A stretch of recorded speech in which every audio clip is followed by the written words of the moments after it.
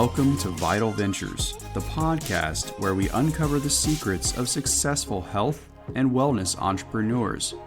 Each episode, we'll be diving into the minds of industry leaders to discover the strategies and habits that have propelled them to the top of their game. Join us as we explore the world of health and well-being entrepreneurship and learn from the best in the industry. Hey, this is Jared Woodruff. Welcome to the podcast. I'm joined today by a one and only, pretty unique guy, Dr. Michael Brent Lee. This is our pilot episode. Dr. Lee's the founder and owner of Crossroads Brain and Spine in Indianapolis, open actually since June of 22, so it's a pretty new practice. Now, I'm really excited because Dr. Lee is one of only 500 upper cervical chiropractors in the world, and he's really the only one in central Indiana. So that's pretty unique. He's a published author of a textbook called Infrared Thermography. You got to forgive me, I'm a troglodyte. And he's really interesting to me because he also turned down an attractive professor's teaching position at Logan University and opted instead to go out into the world, into private practice and help people. So Dr. Lee, thank you so much for being with me here today. How's it going? Jared, thanks so much for the invitation. It is super cool to be on your podcast. I love being able to produce content and push it out. I mean, we're in the world of digital content, right? And everybody, Sure. I think there's this global consciousness that everybody wants to help and produce good content. And it takes people like you that, have the setup and do all the grunt work to get everything set up. So kudos to you. And I'm really excited to be here. Well, thank you so much for being here. And of course, it's to piggyback on that.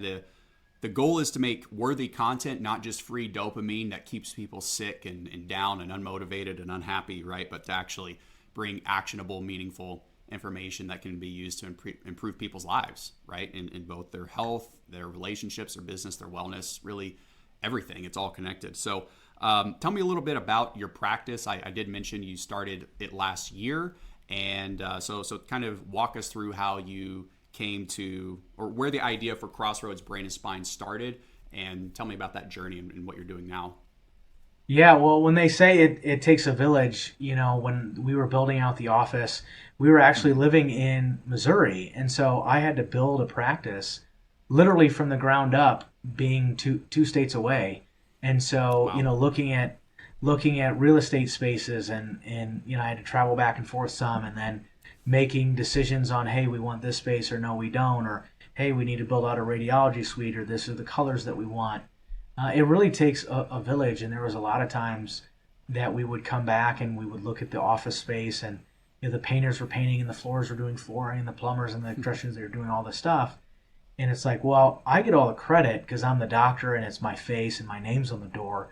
But really, there's been, hundreds of people that have had a hand in this success, and their contribution is helping other patients. So it's been really fun and also really humbling because I definitely could not do it on my own. I was thinking about, I was practicing in St. Louis with my mentor at the time, and as I started to learn, I said, hey, I'll be here for a year. You have a year to teach me everything I have to know to open my own practice. And a year turned into 2.5. And finally, God blessed us with a son. And I'm sure we'll talk a little bit about that story as well. But God blessed us with a son and said, okay, we're 7 hours from home right now. We need to get back. And so we felt like God was calling us to come home to central Indiana. That's where we got married. We went to college. All of our friends are here. We have some family here. And so it's like, okay, if we're going to take the island, burn the boats. And so when we decided this, my wife quit her job as an occupational therapist. And we said, okay, this is what we're going to do. If we're going to make it happen, then let's make it happen. And so it's been really fun. Been open since June. My dad was my very first patient. And it's been a roller coaster ride ever since being open and being able to serve people. Wow, I can't even imagine. Starting any business is from scratch is tough, there's a lot of scrapping and a lot of moving parts that has to go into it. But to juggle that with a big move, a new child, and how long ago was your son born? He How was old is he born now? he is 15 months, so he was born in September of Okay. 2021. And Wow. so yeah, it was just okay. Let's do all the Yeah. hard stuff first. So I mean, surely life is going to be more difficult than that, but let's just Sure. do it all at once. You just get stronger. It's you acclimate to it. That's all. You adjust to the Yeah, misery, and that's been my philosophy too. Where I've got 3 kids, and we're planning on a fourth here. So we spaced congrats. them all out about 2 years apart. So it's been just for the last 5 years. I don't think there's been a day that's gone by I haven't changed a diaper. It's intense. It's intense, Yeah. but it's the same philosophy. Just rip the Band-Aid off and let's get moving. So I love that. I love that philosophy and that mindset. So tell me, how you actually help patients. What is the what, how do you help them improve their lives, or what results do patients typically see when they work with you? Yeah, so it's when they find me, typically they find me because they're in a pickle, right? They're literally at a Mm-hmm. crossroads with their health, hence part of the name, Mm, Crossroads Brain and Spine. And it's funny thinking about our name. We're at a spot in Indiana where there's a major highway that encircles Indianapolis, which is the capital, and then right. there's a north and south road that splits the state in half, and we're literally at the crossroads of 465 and 31, which is in Indianapolis, which is cool. And Indiana is known as the crossroads of America, and I've always wanted to help Totally. people when they're at a crossroads with their health and like, well, which way do I go down? Do I go down drugs, injections, and surgeries, or are there some other options? And I found that a lot of times patients, they just don't know what the options are. So my two No. specialties, one of which is upper cervical spinal care, and it's a very strict discipline of chiropractic. A lot of people Yep. don't know, but there's over 150 different types of chiropractic techniques that chiropractors use today. And upper cervical is kind of a blanket term because once you look at upper cervical, there's actually 13 different types of upper cervical that people Wow. can practice, and I practice one of them. So it's a really really small community. Like you think about the Marines and the Army and the Air Force and the Navy, like there's a lot of people in the military, but then you look at the special forces community, Marine Force Recon and the SEALs and Rangers and all that stuff, right? Yep. It the more specialized you get, the more niche you get. So on the upper cervical spinal care, that's one side of things, and then on the other side of things is the non-surgical spinal decompression that I do. And so the upper cervical care is really unique in the fact that I can take care of really anybody. I mean, the youngest I've adjusted was my son, and I Yeah. adjusted him the day that he was born. I also delivered him at home, so Wow. is super cool. It was not supposed to happen like that, but I got to deliver him at home, and I adjusted his spine. And then the oldest, I think, Did was. you cry like a baby? I I tell did you what, man, when my like first was born. delivering my son on the bathroom floor, and the cord was wrapped around his head twice, and there's never been a moment where I've encountered God so strongly of Yeah. like, okay, 9 months ago a sperm fertilized the egg, and then there's a human. Like like a brain didn't exist before. And so it Yep. really challenged me, in a big way, because second law of thermodynamics, right? Matter is neither created nor destroyed. And it's like, well, this energy exists and it didn't before, so how does that work? But it was a beautiful moment, and being a father is my greatest joy. I love taking care of patients. I love what I do, and I'm going to do it for a long time. But I love being a dad, and I'm sure it's seeing your face light up when you talk about your kiddos. It's just it sounds cliche, and unless you have kids, you don't understand it. Oh no, it's totally true. And I was never, and I might this might be oversharing, but growing up, I never really cared much for my younger siblings. I don't like even my nieces and nephews. When I was growing up, I did not like little kids, and it wasn't until I had my own that I'm like, you know what, they're kind of neat. So yeah, just the biological changes you go through when you have children. It's amazing. No amount of time or explaining will make someone who doesn't have kids get it, because you just got to change on a biological level. It's right. It's incredible. What else is there to it? It's a club that most people get to join eventually, but until you do, it's just you don't get it. So right.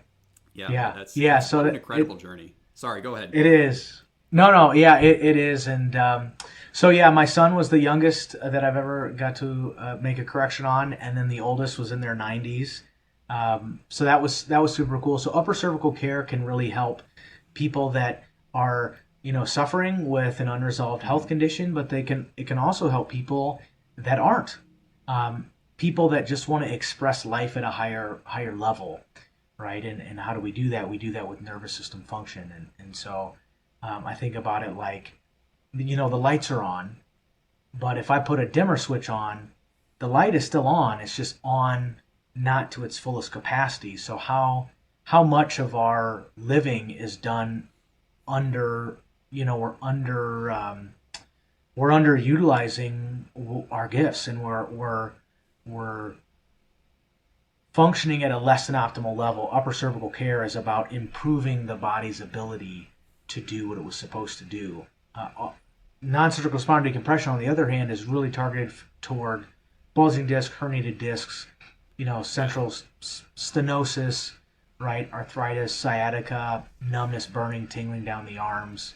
So that's more niche based, but it's cool because the upper cervical spinal care is really powerful in looking biomechanically at how the cranial cervical junction, that upper cervical spine, that upper neck area, is working, and how that affects the low back. And so I think that's why I am getting the great outcomes that I am, because I'm coupling the upper cervical spinal care with the decompression. And you can do decompression and not do upper cervical care, and I know people that do that, and they get pretty good outcomes. And you can do the upper cervical spinal care without the decompression and still get pretty good outcomes. I just want to marry them to try to help people live a life that they thought wasn't possible. Yeah, and that's just it, right? So many people don't know what's possible because it seems like it's just too simple. How could that work? We need some outside intervention. That's maybe one of the myths or misconceptions, is that we have to have drugs, we have to have surgery, which they have their places, sure, but it's really not necessary in a lot of cases. Is that true, or am I wrong? No, I mean you're 100% right on. I think it's I learned this from my mentor in Nebraska. He said, Occam's razor is usually the simplest answer is probably the best one. And I was just talking with a patient this morning. If you have a bulging compressed disc in your back, or in your neck or your low back, and you give a drug for it, that's assuming that compressed disc, that disc is compressed because of a biochemical lack of that drug, right? And so I said, you could take this drug forever and not feel the pain, but the underlying cause is still there. Your body's not in the state it is because it's lacking that drug. So if it's a biochemical problem, if it's a true biochemistry problem, then taking something, a biochemical agent, is going to help that. But if it's a mechanical problem, then you need a mechanical fix. And so drugs and surgery, I've had 5 surgeries on my left knee. I tore the meniscus. Like, no amount of therapy is going to help that meniscus grow. Like, it's not going to do that, right? Sure, we could do stem cells or PRP or whatever, but my matter was so limited that I needed that intervention. And there's actually a principle in chiropractic that said all matter has limitations. And so that's exactly right. All matter does have limitations. We just want to improve the body's ability to function. But if you need drugs and you need injections and you need a surgery because your matter is so limited, then that's what it's there for. But it's not always the best knee-jerk reaction right off the go. Yeah, I love Occam's razor. It's such a kind of a really grounding lighthouse. You look back and say, oh, well, maybe I should just go with the simplest solution because that is going to be the fix. If you're sitting by candlelight and you hear it's 1 a.m, you hear hoofs on the cobblestone streets, is it safe to assume it's a horse or is it a zebra? It's probably a horse. If you're in Pennsylvania, Sure. Right. So tell me a little bit. We talked about this some, but we haven't talked much. But you said you are keenly interested in epigenetics, and I don't know. I don't remember if it was biohacking was the word that you used, but you're keenly interested in what was the? Tell me what was the phrase again? You said genetics are. Oh yeah. When you look at when you look at the field of epigenetics and how genes change and turn on, turn off. Bruce Lipton talks a lot about this. But I heard a saying once that genetics loads the gun, environment pulls the trigger. And so, as an example, in my history, my mom's dad died of cancer. My mom's mom died of cancer. My dad's mom died of cancer, right? And so, and my mom had cancer. 2 out of her 3 sisters had cancer. Her brother had cancer. If you look at my, genetic downline, the statistical likelihood that I may have that is pretty high. So the genetics, the gun is loaded, but there's a lot of things that I do in my life to try to not pull the trigger, right? And it's not always like that. There's a lot of cancers and tumors and that kind of stuff that just happen and there's nothing you can do about it. But I want to try to reduce or remove, the negative thoughts, the traumas and the toxins in my life so that gun doesn't go off. Or if that gun does go off, it's not as catastrophic, Yeah. Yeah, right. I say an ounce of prevention is... I say an ounce of prevention is worth a pound of cure, right? I still may get something, but if I can be preventative rather than be reactive, then it's going to be much better. And oftentimes it's much cheaper. Like dollars and cents wise, it's much cheaper to be preventative than it is to be reactive. Right. Yeah, totally. Yeah, I've I know nothing about oncology and the way cancer neither do I. Forms, and I'm not a medical professional. Just what I've heard, and this might not be correct, so this is not medical advice or knowledge or teaching, but I've basically heard our immune system dang near all the time is always killing off some cancer cell, some rogue cell that didn't copy the way it was supposed to, and it has to go kill it off. And maybe that gets missed enough, and then you have a full-blown tumor. Is that how that generally goes down? Your immune system does a pretty good job of defending you against cancer cells? I'm not an oncologist. I'm not a medical doctor by any means. Okay. And that's sorry for the curveball. Oh no, that's all right. It's that's the idea, right? And that's where we look at different stuff like studying epigenetics and doing biohacking and what are some different things that I can do, hack my biology. And I kind of consider, I've thrown around this term before, and upper cervical spinal care being a neurohack, right? Bio is biology, but neuro, we're talking about nerves. And so I think that's the idea behind a lot of biohacking, is that you want to try to improve the expression of your body by doing different, there's a bazillion different ways to biohack. I have a few things that I want to do, or that I currently do that help, but that's pretty much the idea. Yeah. Yeah, there's a whole universe of knowledge and information, and I don't think any one person could possibly learn everything there is to know.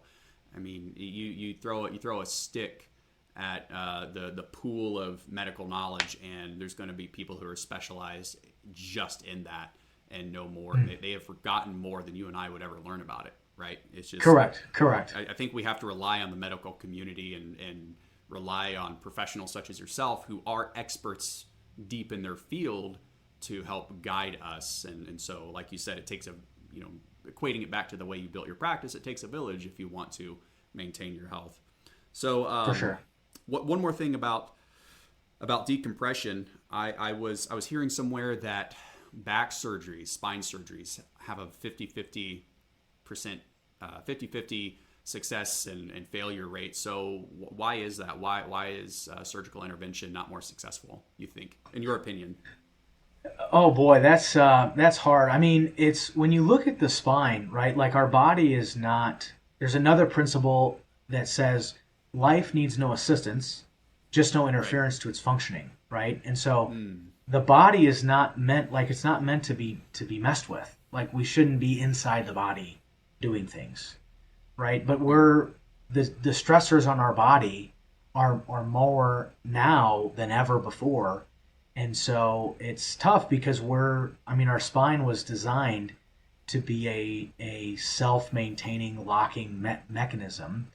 And sometimes, there's patients that I've seen that said, hey, you're way too far gone for what I can do. We can maybe get some relief, but I think a surgery is best. And so even those surgeons, I think about my training and my education. These surgeons go to the 34th grade.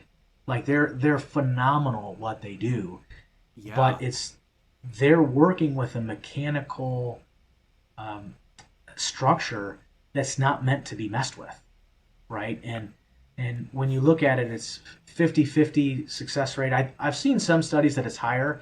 I've seen some studies that it's lower. Of course, it depends on what the surgical intervention is, how bad it is.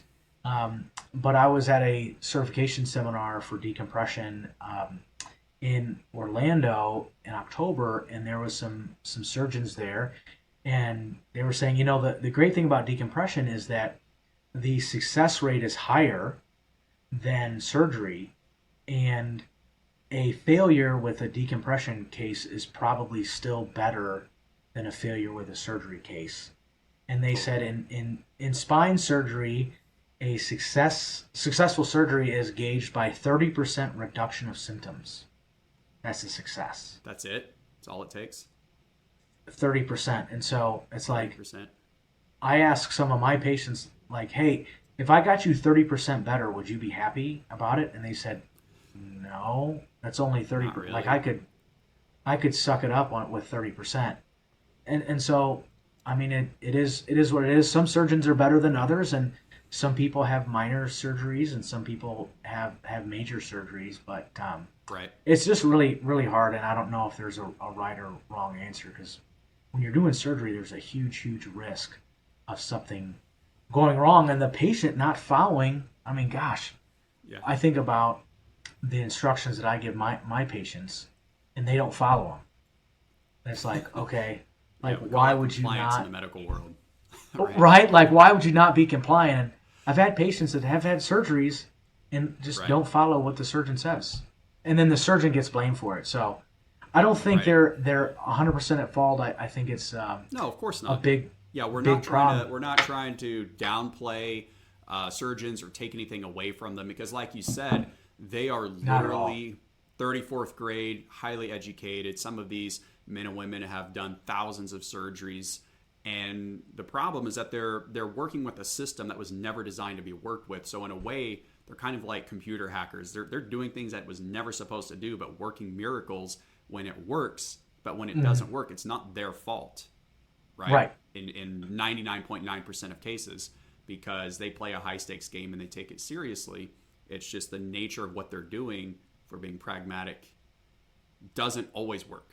And there's a less than nuclear option to try first, right? Which is decompression. And what was interesting to me is you were telling me that just a moment ago, and you just kind of blew by it, is you speak with some back surgeons, and some of them are saying they prefer that their patients would try decompression. They say it's better to try that first. Was that, or did I just not hear you correctly?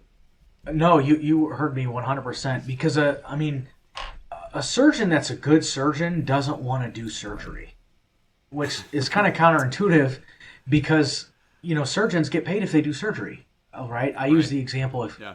if you go to Midas, you get a muffler. Like, don't be Sure. surprised if you go to Midas and they're like, hey, you need a muffler, right? But surgeons Sure. are overwhelmed. The medical system is overwhelmed, and so a lot of times what's happening is these surgeons are like, go try these other things because surgery should be our very last option. And when you look at it from an economic standpoint, the single level spine surgery is, depending on what they do, is somewhere in the ballpark of like 77 grand. And so Wow. it's like and then it's like that's just to be on the table. Like Yeah. that's not including your outpatient visits and your meds and like your therapy and time off work and time away from your kids.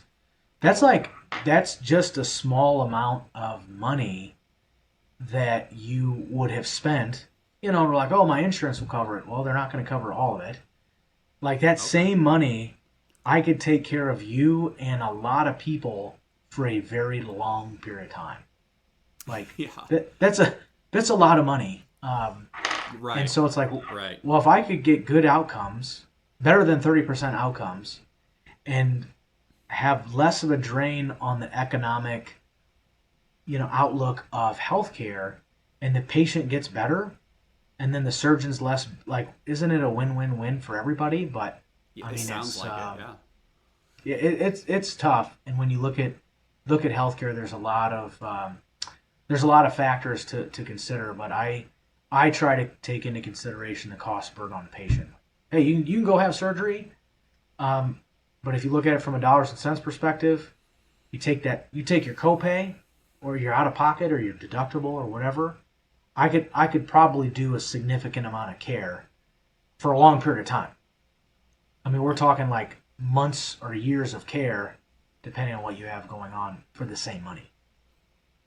Yeah. I mean, realistically, when you start putting the math to it, chiropractic care in general is not expensive at all. You were No, saying, an ounce of prevention is worth a pound of cure.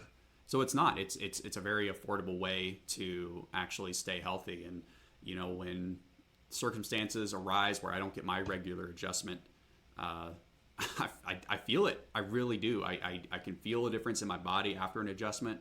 I can feel what it's like to not be adjusted. My doctor had some health issues, so I haven't been adjusted in 6 weeks as I sit here now.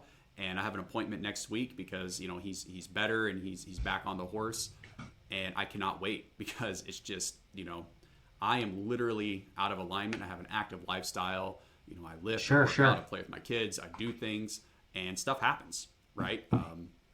So it's definitely and when I expand my time horizon, if I just ignore this issue and allow my spine to continue to decay, I know eventually just pay the small fee now, get adjusted, feel better, and it's not going to cost me later in what I'm missing out. If I am missing out in the ability to, work and produce revenue at a later date, what is it costing me not to get adjusted? Which is sure. usually a bigger number. So the the math, the money math, is definitely a factor that I think a lot of people, at no fault of their own, just don't put into it. Right? We're just not taught to think about money and math and kind of see bigger picture. We're maybe not even taught to balance a checkbook anymore. Right? It's like Right. that was kind of on its way out when I was in school, and then Sure. it went out while I was in school. So that was, we're not really taught about money, and if we No. want to talk about the economics of choosing something like decompression prior to surgery, I think there's a lot we could possibly open up there.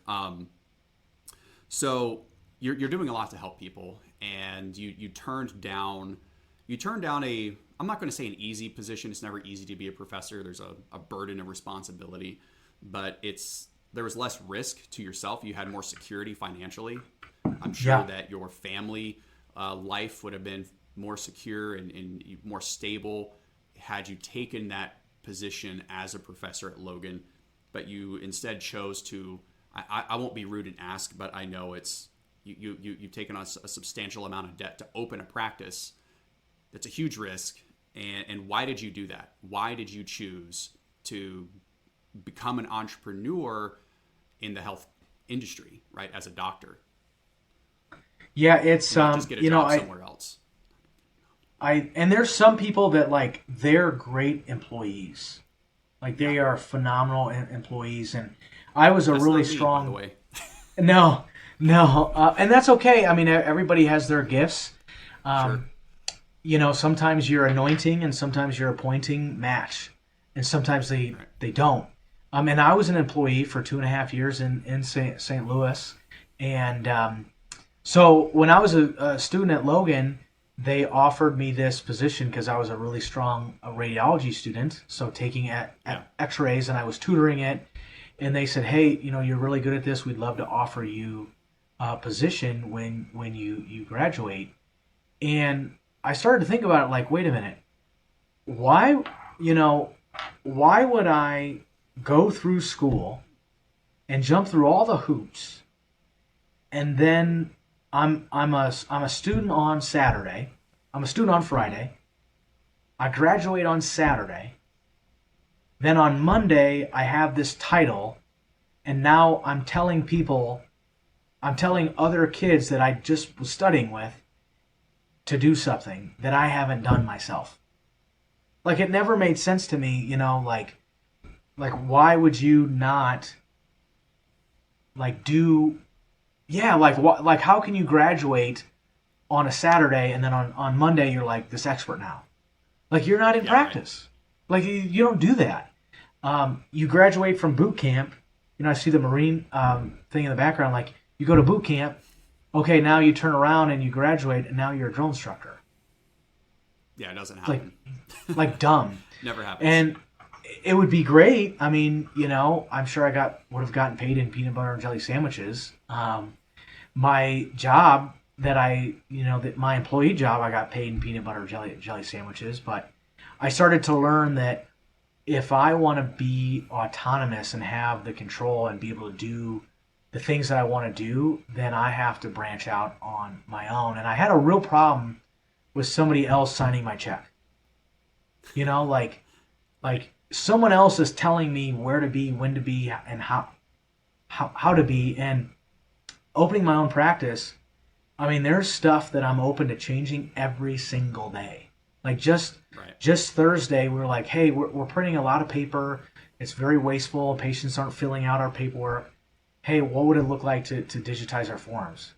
Bam, it was done in 24 hours, and now we're sending that to patients.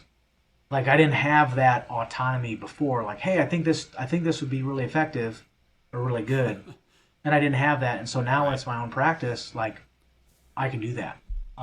And so like it's just really bogged down. You just can't say, hey, here's a process here that is inefficient, it's slow, it causes problems. We could improve the patient experience, our customer service, and our efficiency if we just make X change and then nothing happens. Like, that will make you go crazy. Correct. And there was nothing wrong with that. Like, I loved my position in St. Louis and learned a ton. But I realized, like, you come over to my house and you take your shoes off at the door.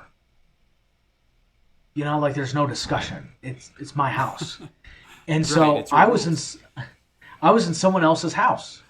And it's like, hey, I really want to build my own house. And so I said, okay. And when you said it took a lot of money, I mean, it's amazing the cost that it takes just to branch out and go on your own, and then to invest in the technology like the DRX 9000 and all the different stuff that I have. It's, I mean, you take the island, you burn the boats. And it's like we dumped everything into our practice and had to have some help. And it's like now I see, like, you know, what I borrowed, and it's like, all right, there's some people that are really depending on me to be successful, so that I can't fail. Yeah. Like, I literally cannot fail. And so we burned the boats. Yeah. You know, I was listening to a guy whose parents were immigrants from Estonia, I believe. Okay. And they moved over here, and they just had that immigrant mindset. Like, they got here with $150, a family of 6 or 7 people. And within a week, dad had like 3 jobs and they were working their rear ends off, and it was like, why? Because we can't fail. There's no help. No one's going to bail us out because they came. No. In their mind, it's like, now that I'm here, I can't be a drain on the system, and now I'm so far behind. Like, I have to work hard. And when you have no other option left, I mean, you'll be amazed at what you can actually do. And I get that. And so, and all the other entrepreneurs who are listening say, yeah, I get that. When you don't have another choice, you do what it takes. Not, you don't do what you can, you do what it takes. Right. That's a huge difference, I think, that separates, entrepreneurs from employees.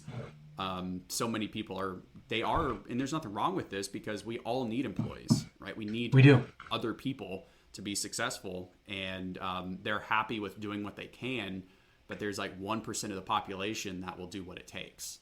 Right. And it's not about, extreme examples like David Goggins. I'm thinking, that guy is. Oh, David, don't get me started on David Goggins. David Goggins. Yeah. It's just my man. Every time I see him, I feel fat and lazy and, Goggins. Convicted. But yeah, that's an extreme example of what it takes, not what you can do. Go ahead. Sorry, go ahead. No, David Goggins, man, I read Can't Hurt Me and like changed my life, like literally changed my life. And then Never Finished dropped like December 6th, and I was done by December 10th. And I was talking with one of my patients about, I can't go too far like into it because HIPAA, right? But like I was talking with one of my patients about this guy that I read about, and they said, is he a black guy? I'm like, yeah. And they said, is he bald? Yeah. Does he cuss a lot? Jacked? Yeah. And so they knew him. Like they knew him as a child. Wow. And I was like, wow. And so it was really cool to like, and they knew Wilmoth was who it was going to be his dad, and like, and you think about that, and like, I think everybody is on a Goggins journey.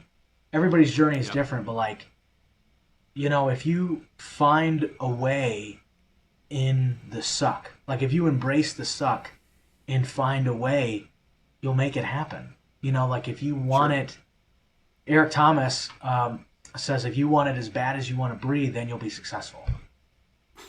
Like if you're underwater, the only thing that matters is you want to breathe.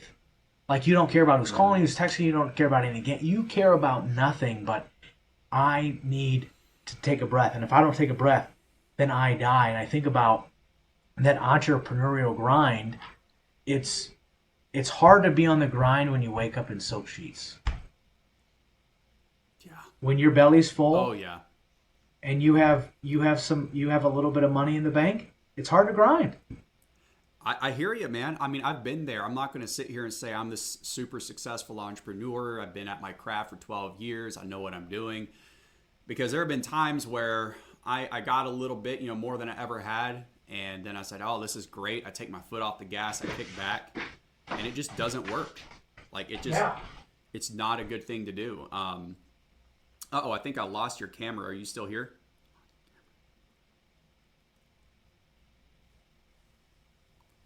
Dr. Lee. Yep, I am still here. All right. Can you hear me? You're good. Keep on your talking. Camera's just off. Yep. No, I am fixing that right now. We can pause for a sec.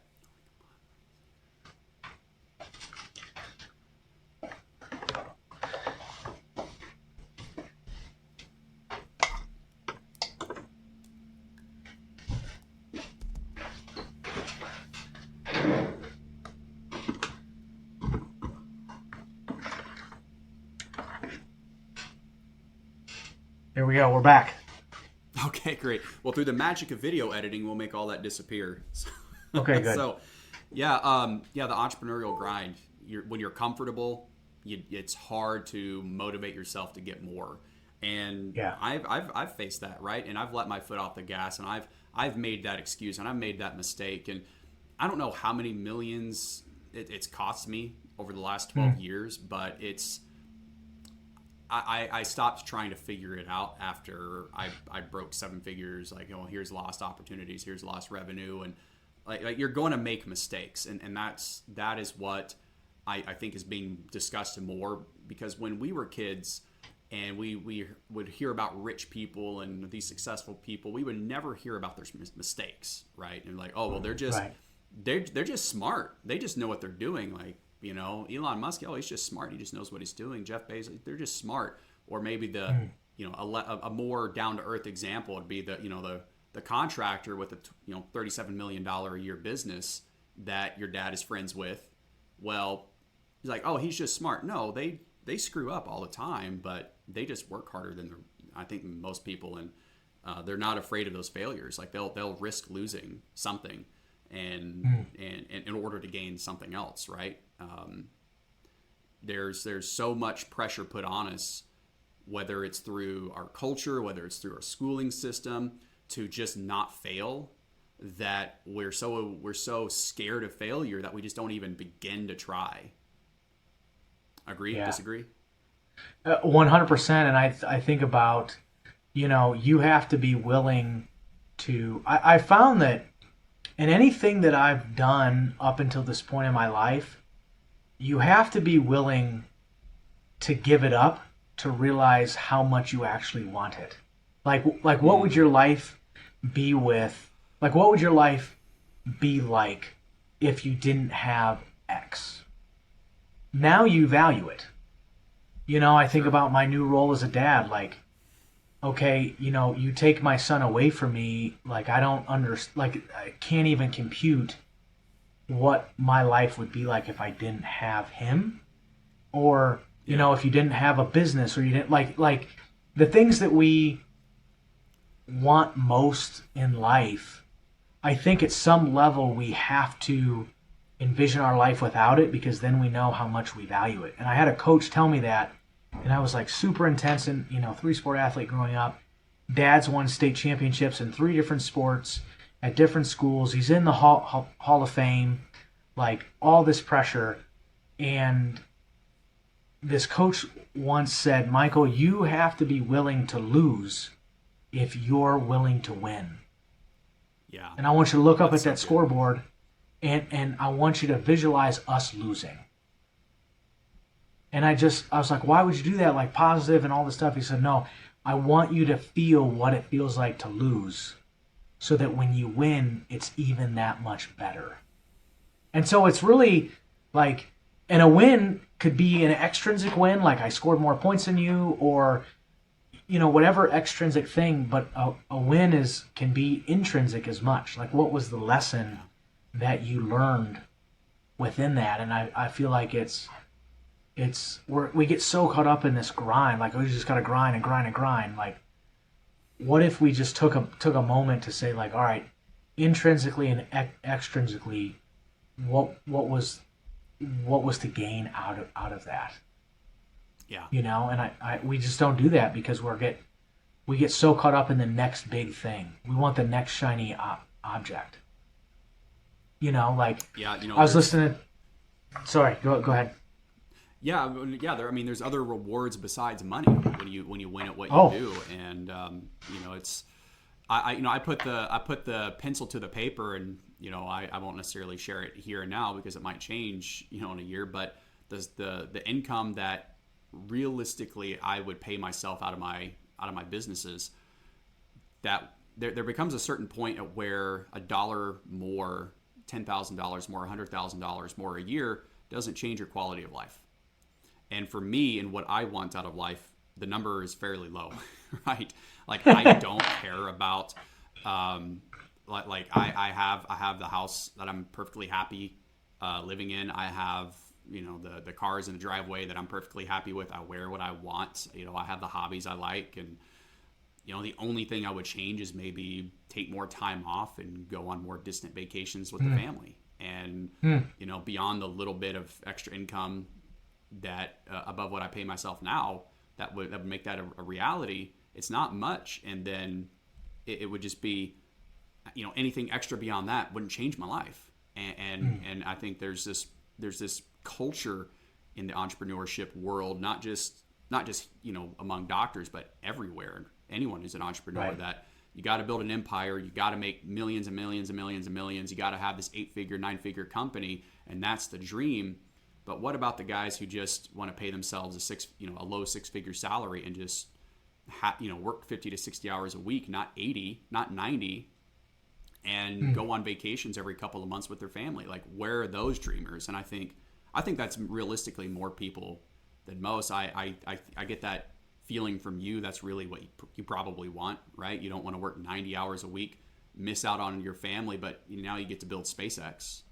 Like, you're not. Yeah. Am I in the ballpark here? Is that the kind of entrepreneur you are, and what your goals are?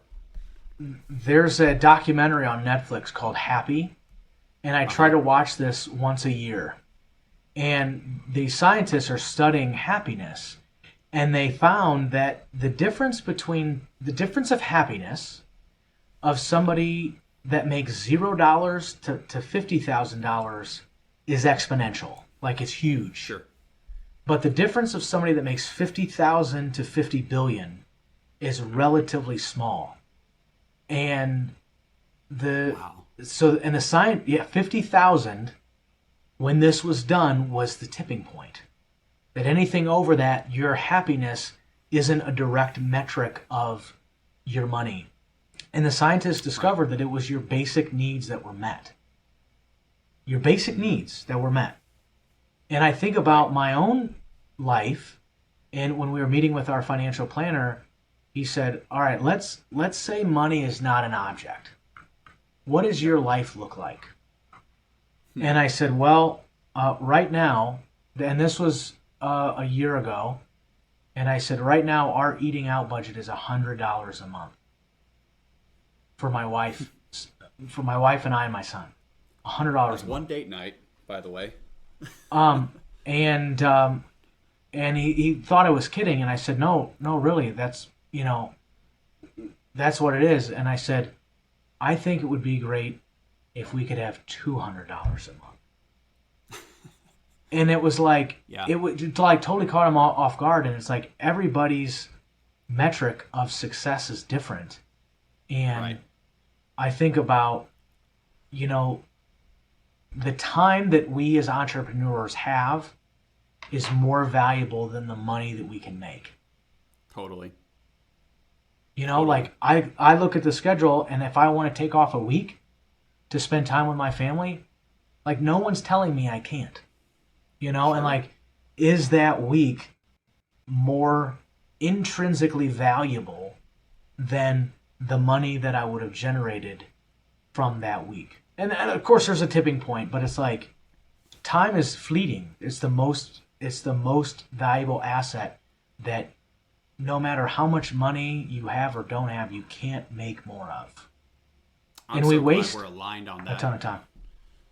Yeah, man. I mean, it's the time. It's just like you get to ride this ball once, and then when you die, you don't get to come back to Earth. Like, you're never going to be here again. And so why are you going to waste it, chasing, like, money is entirely made up. Like, it's not even real, right? And we stress out so much about, not even having this thing that isn't even real, that we miss out on the real gifts that are available to us. And that's probably the biggest tragedy. And one of just the grind set culture. Like, if that's what makes you happy, and that's, that's going to give you satisfaction, that's awesome. Like, I'm not knocking anyone for that, but I could just, I want to enjoy myself too much. I can't work every waking hour of the day. It's just not me. And I'll be the first to say that. I really will. I'm not going to let someone else call me lazy. I'll just be honest and say, look, man, I'm good for 10, 12 hours a day at most, and then 5 days a week. And then, whatever I can accomplish in that time is what I'm going to do, period. Right? Are you like that at all? Or what's your, I know it might seem contradictory because I said you got to do what it takes, not what you can. But I do put limits on what I put out. What about you? And I know you're different right now, being in a brand new practice. Brand new, yeah. Look at the time horizon, like over the next 5 to 10 years. What does that life look like? Sometimes you have to grind for a reason, and sometimes you have to grind for a season. And leading into the holiday season, like Halloween, my wife and I sat down and we had a really deep discussion about time. And she said, Michael, you're working too much. Our needs are met. I want you to be home more. And I said, okay, that's fair. I can do that. You're on your phone too much. I want you to be more home. And she said, well, you're on your phone just as much as I am. So leading into the holiday season, we deleted Instagram, Facebook, Zillow, because we're looking for a house. Like, we deleted all this stuff off our phone. And it's amazing. It's amazing, Jared. My screen time has been less than 2 hours a day for the last 60 days. And like, there's a lot of times that we're like, where's our phone? Because our life is like happening right here in front of us. It's like, how often was I, on my phone or doing something that really didn't matter, and the dog had her head in my lap and like just wanted attention. Yep. And my son's a baby, like he wasn't with it, but it's like now that he's up and walking, like he sees that, and when he sees a phone, Jared, he points and says, no, no, no. He's 15 months. Because awesome. It's like, this is a no-no. Like, we don't need to be on this. And it's like, totally. Man, like, that's freedom. I've never felt more free in my life than not being on my phone. And it's amazing. Yep, owning less, having less to do, being less busy, and really guarding your attention. I mean, this is that free dopamine I was talking about earlier. That is, the availability and proximity of dopamine is unreal. And I think we're in a lot of trouble because in a society of capitalism, which is not flawless, but we've got nothing better. We need the people. We need people who don't have free dopamine available. They have to chase it. They have to do something for it and accomplish to get that hit. And I'm telling you, it's just one of the worst things that have ever happened to us. And one of the best things, but one of the worst things, because there's so much of it that it just kills drive and motivation. And I don't know. I mean, what do we have? 350 million people here, and let's just say that half of them spend more than 2 hours a day on their phones. Like, how many billions of hours over a decade are just totally wasted? Totally wasted. Like, there's no growth or personal development or learning that comes from it. It's just silly videos. I know one of the worst things that ever happened to me in the last year was downloading TikTok and then getting rid of it a couple months later when I realized that it's killing my brain. And it's just, I mean, why would you be motivated to do anything when you can just get that hit for free? You don't got to do anything for it.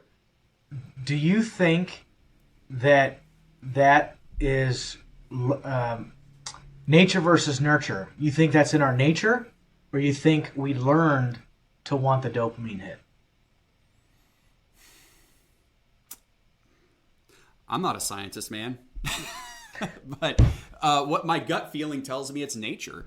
Dopamine, and I've been studying the subject a little bit. I'm not an expert.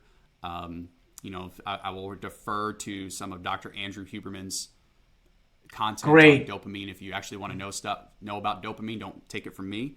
But I tend to think that it's in our nature, because when dopamine was more stretched and we had to work with it was a successful hunt. It was, finding, getting married, having a child, or building a village, like whatever it was, or our lives were slower and our context changes.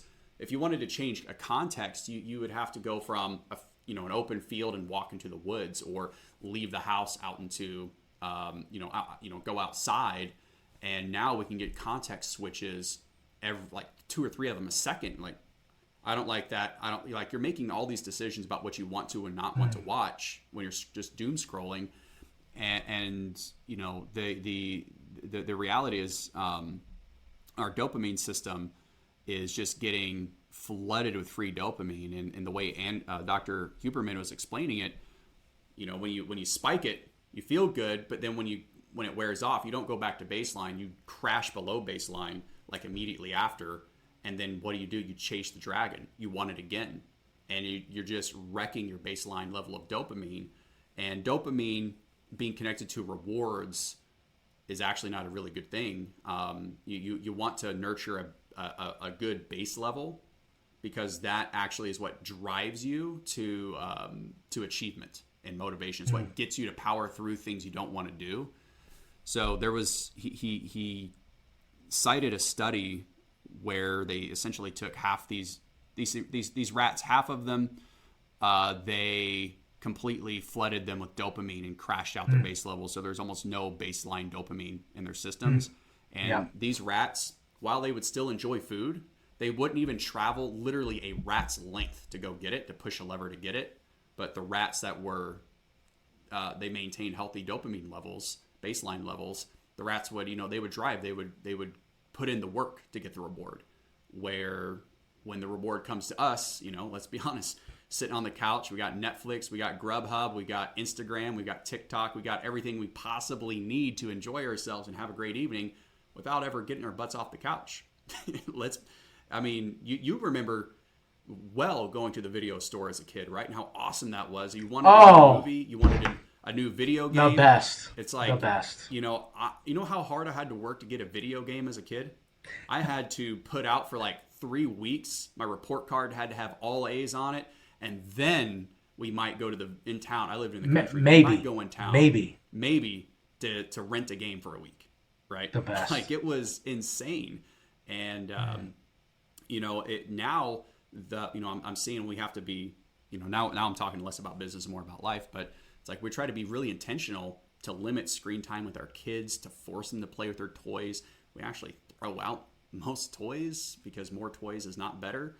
And try to nurture that, in our kids, because we're seeing this is not good for us. And this is not a fulfilling life. Like, I don't feel good going to bed knowing I wasted 2 or 3 hours of my life doing meaningless crap. I just don't, right? I'm not in a good mood.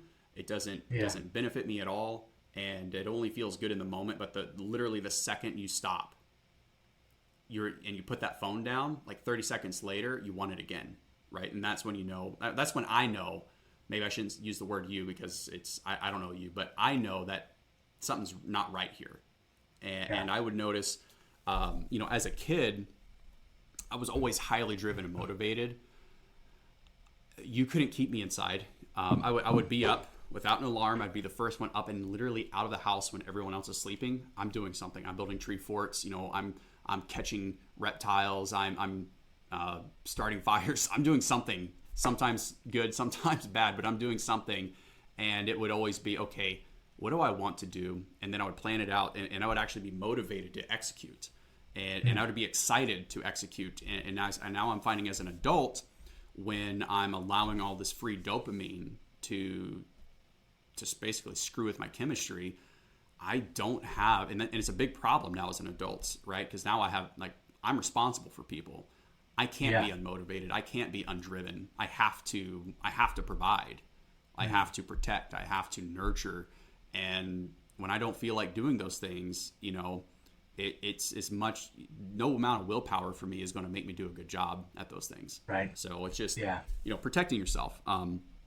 But here I am talking more about it than you are, and you're the one that knows far more about the science of neurochemistry than I do. So I'll shut up now. But tell me, we're getting back to entrepreneurship. What have been some of the successes and challenges, some of the highlights and lowlights of the last 8 months since June, 7 months since opening your practice?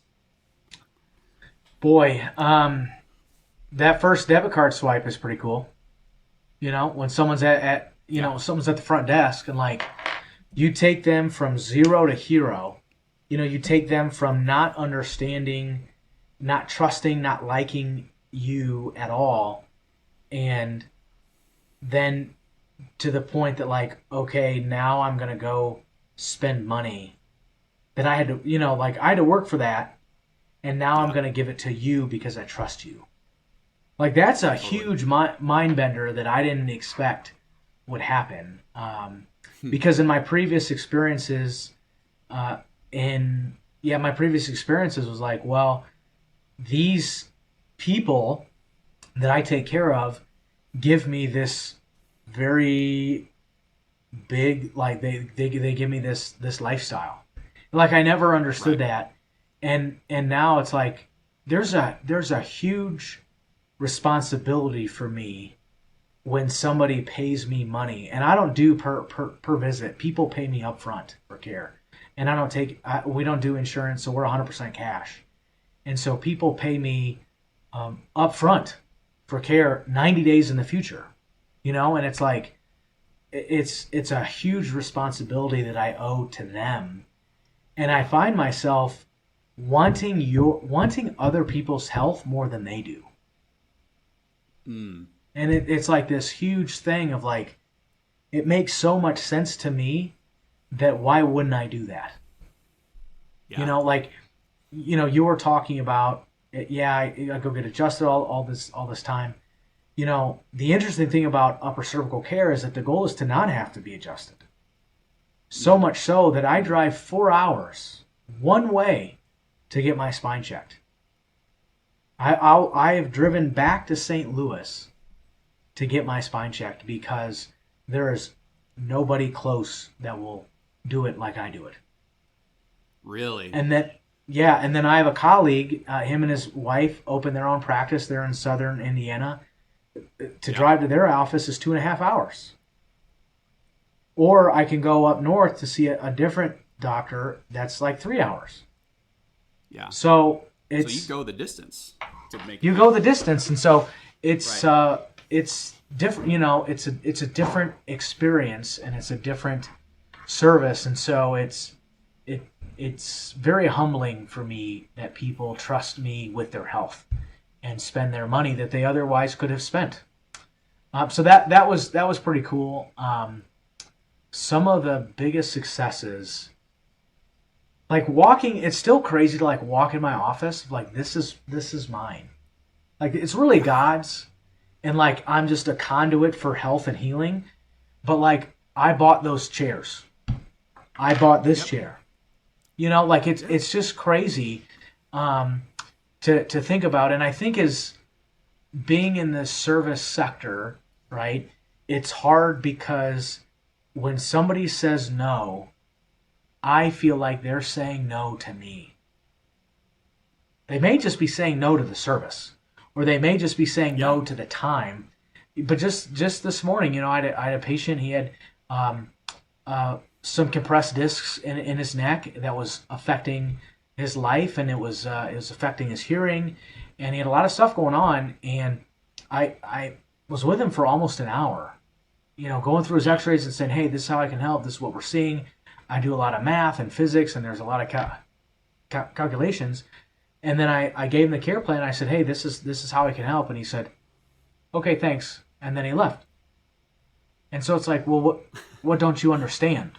And so one thing that I've taken as a failure, but I'm trying to turn it around, is just because someone says no, they're not saying no to me. They're saying no to the opportunity, and trying to separate myself from that, because it may not be the right time, and that's okay. Yeah, and that's I'm happy to hear that's the conclusion you came to, because that's what I was going to tell you. I was taught early on in sales training in my career that when someone says no to you, they're not saying no to you. Like, don't get full of yourself. They're saying no to the value you're offering. It has nothing to do with you, and maybe it is if you're just one of those people, but really, when someone says no, they're saying no to the value. It means whatever you're offering wasn't valuable enough to them. And so the question becomes is, not what's wrong with me? Why didn't they like me? It's how could I have gotten them to see the value? And I don't know, I'm sure you've heard this before, but people, if you try to sell someone with stats and figures and statistics, like ultimately that's not where the decisions happen. I believe Simon Sinek actually had a whole... Oh, great. Start with why, baby. Okay, great. Yes, that was it. All the decision-making centers of the brain are deep. Again, here I am out of my league talking about this, but it's emotional. It's entirely emotional. It's how you feel about it that is not what you think about it that is going to make you decide yes or no. And so when you blast someone with all the figures and statistics, try to sell them with logic, if the feeling isn't there, they're not going to buy. Right? They're just not. And so if you maybe what happened, this guy was just being inundated with all this science and data, and while everything is logically he's following and sees the value, but if he just doesn't feel it, he's going to say no. And that's true for any time you try to sell an idea to someone, right? They have to feel it and agree with it, or else they just are going to turn you down, whatever it is you're asking for, whether it's money or whether it's time, whether it's attention, love, anything. So that's something to consider. I don't know what your sales process is like, but it sounds like, you're still here, right? So it can't be bad. Sure. So yeah, your first billing was awesome. That was a huge success. Challenges is perhaps just presenting and not taking that personally. Like, failures are part of the process. And what would you say? What would you say your mindset is right now when it comes to dealing with failure? How do you process that and use it? Who was it? Was it Edison that found out 10,000 ways how to not make a light bulb? Yep. There's a lot of stuff in my practice that, like we paid a graphic designer to redo all of our intake forms. We paid her four figures to get. It doesn't sound like a lot, but when you're a startup, that's a lot, right? Four figures that money can be used on ads, right? Oh, for sure. Your eating out budget. So we spent four figures that we probably didn't have to redo our forms, and now we digitized them. And so it's just, we're trying to take it in stride. All right, there's going to be a lot of things that we suck at, and there's going to be a lot of things that we have to feel the bite of that failure, because a lesson not learned in blood is soon easily forgotten. Sure. And so it's like, I'm gonna steal that. I don't know where I heard that from, but that's a great thing. And there's some lessons that, they keep repeating themselves and keep repeating themselves. And like you see a stove, right? Like you touch a hot stove. You don't do that a second time. Like you're talking about Simon Sinek, the deeper parts of the brain, emotional. Like that response, we're talking about feedback loops to the brain with dopamine, like that response is literally seared in your brain of, don't do that. Yeah. And that's, you don't have to tell your kid. One time my dad was mowing the grass or whatever, and I touched the mower, like the metal part of the mower, and like sent me through the stratosphere. Like, to this day, Jared, I am afraid to touch mowers. Like, and I logically know in my brain, hey, I can touch the handle, but it's like, it even now, like it's wow. So lessons. Sometimes you gotta learn a lesson the hard way, and being a startup is you just gotta embrace that, and hopefully the goal is that you start to have momentum and you have more good days than you do have bad days. Right, and I think you hit the nail on the head. And what I'm hearing you say is failure is just part of it, right? You have to make the mistakes. You have to be willing to lose, because only by doing it, you can't necessarily always have someone else hold your hand. You're not going to listen to a million podcasts and then never make a mistake. Like, you're going to have to screw it up yourself before it's in your head. You say, okay, well, I can't do it this way anymore. I have to do it differently. I have to do it this way in order to find success and to make a process that works. Like, oh my gosh, for sure. And I think about, like editing life, like we edit a book, I think about this book that we worked on for years, and there's like a bazillion edits. And this is a 200-page book that Right. like, why don't we take the same philosophy or the same like motivation or the same attitude toward our life? Like,